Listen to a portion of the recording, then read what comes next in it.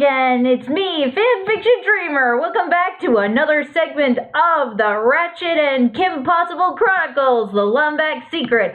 Last time, our traveling quartet arrived at the Nunduk asteroid belt and arrived at the moon base, where instead of finding the Lombax secret, whatever it is, they found a young woman named Talon and her two robot friends, Krog and Zephyr, but not before nearly being killed by the two robots.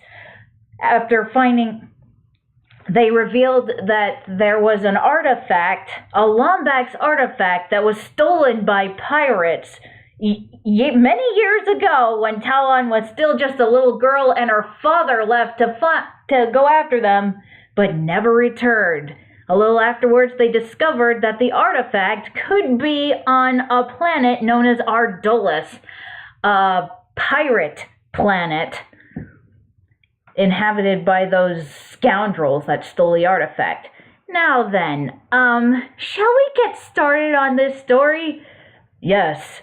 Let's try not to ramble about any more of our personal interests this time. All right, guy. Just get on with reading the story. Very well.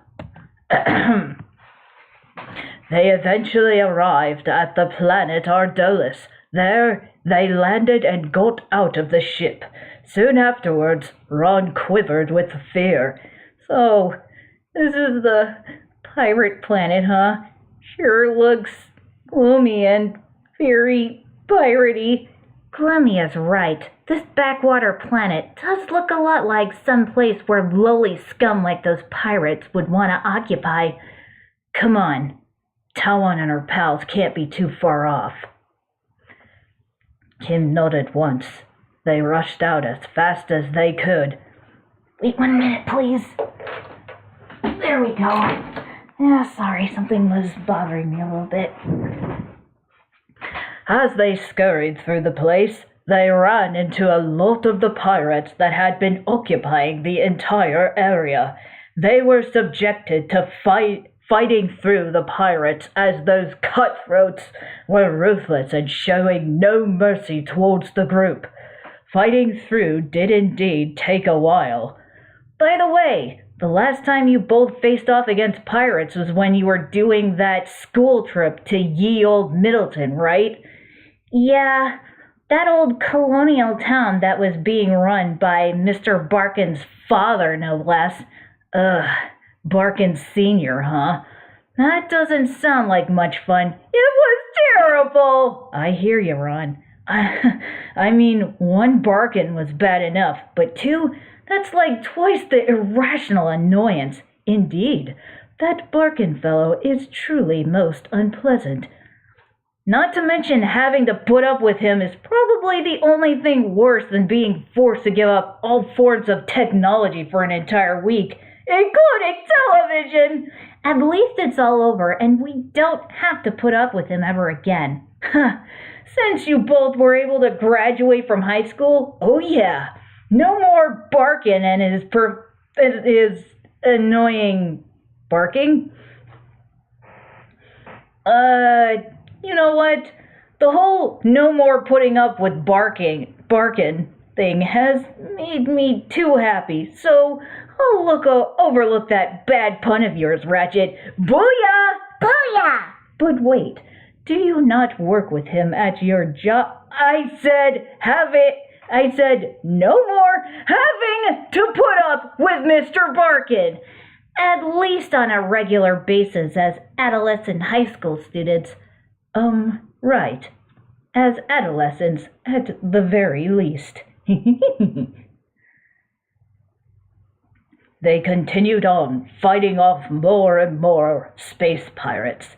As they progressed further in, the number of space pirates they had to fight gradually increased. The entire place was indeed crawling with those cutthroat robotic scoundrels. As they arrived within another area, they received a transmission from Talon. Ratchet, Kim, can you hear me? Talon? I've keyed into your nav unit. You guys are close to the treasure room, but you'll need to find a way inside. Slag's crew is already onto us. Then we need to get moving. Thankfully, we are resourceful. Right, Ratchet? Yeah, so not the drama. They were eventually able to find the treasure room. From there, they made their way inside and shortly afterwards located the artifact. There it is! They walked up to it. What is this thing exactly? We'll figure that out later. Let's grab it and get out of here. Before they had the chance to snag it, they could hear the muffled sounds of Captain Slag and his first mate, Rusty Pete, singing. There was no doubt that they would arrive at that moment. What? Oh, man, come on! Not now! Quick, hide! They darted over towards one of the treasure chests and hid behind it. Captain Slag and Rusty Pete came in, still singing. I should have known better than to think that we wouldn't see those idiots again. Arrgh! What be that foul smell? What bad smell? I don't smell anything other than the usual bad odors that involve pirates. Oi! That oyster chili be disagreeing with me something fierce. Oyster chili? Ew! I've never heard of a far worse disgrace to chili since someone put chocolate sauce on it. No, there be yet a fouler smell. Wouldn't I now be smelling for nigh 600 moons? Oh, fresh trousers? Ron snickered a little. Captain Slag went sniffing around a bit more. Lombax. The group became greatly startled. Oh no! Rouse the lads, Rusty Pete! Tonight the foes taste the cat's tail! Ratchet was terrified. Kim's face became tense as she was preparing to strike. Ron took notice of that. Just then they heard a loud whistle from somewhere. The two pirates turned around and spotted Talon. She was holding a smoke bomb in her hand. Hey, Rust Bucket! Catch! She tossed the smoke bomb at them and gassed the entire place. "Arr! Skewer the saucy wench! Oi, Captain! Skewering!" There was a lot of noises being heard within. Thankfully, the group was able to take advantage of the confusion as they managed to jump out and make their escape. They ran from the place as fast as they could. "That was a close one. Tell me about it. We barely made it out of there without getting caught." "Good thing Talon showed up when she did. Otherwise, that would have ended badly." "You can say that again." They received another transmission from Talon. "Ratchet, Kim, can you guys still hear me? We read you loud and clear. Thanks for helping us out of there, Talon. It was my pleasure. I just wanted to let you know that I managed to snag the artifact during all of that confusion. Kronk and Zephyr will be landing their ship at the Skull Radio Tower. Got it. We'll see you there. Let's go." They darted off immediately. They did not go far before hearing Captain Slag on the loudspeaker. "Attention, ye worthless swine! A Lombax and his friends just stole our treasure! Snap to it and bring me their heads!" "Geez, he sounds really angry." "Well, we did steal from the pirate." "But they stole from Talon and her dad!" "That's also true." Are you alright? Is there something wrong?" No. Everything's fine." "Are you quite sure?" That one line seemed... But... That one line... Are you by any chance thinking of... I thought you said no more rambling. Can you just continue reading? "Oh, very well then. We'll let go of it for now." As they rushed through, the pirates were a lot more fierce and vicious than they were earlier. They really had it in for the group. Regardless, they fought through onslaught after onslaught. It was a long and perilous run through, which really does go without saying, but they were able to make it out of all of it unscathed. Eventually, they were able to reach the radio tower. They kept on going until they found Talon, Croc, and Zephyr waiting for them. There, she and her two robots were struggling to get the artifact to work. "Hey, having trouble?" It didn't take long for Talon to notice them.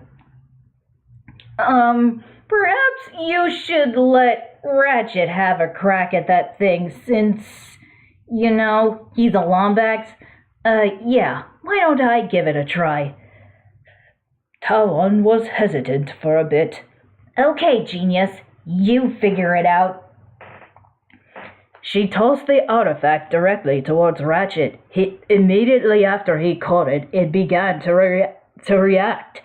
How do you... He touched one side of the artifact, and at the moment, it displayed a holographic image of a planet directly from its top. Whoa, what is that? It looks like a holographic image of a planet. But what planet is that? Wait a second. That's Rygon 5. That must be where the secret might be hidden. Then that's where we need to go next. I agree with you on that, Kim. I'll send the coordinates to your ship. Meet us there as soon as you can. She departed from the planet with Croc and Zephyr on their cruiser. The group stood by for a bit. I wonder why that doodad reacted when Ratchet touched it. Perhaps it has something to do with the fact that he's a Lombax. It would make sense, considering that the device consists of Lombax technology. I would surmise that they have built much of their technology to respond to their kind only. Yeah, that would make sense. Come on, guys. Let's go. They returned to their ship, got back in, and left the planet.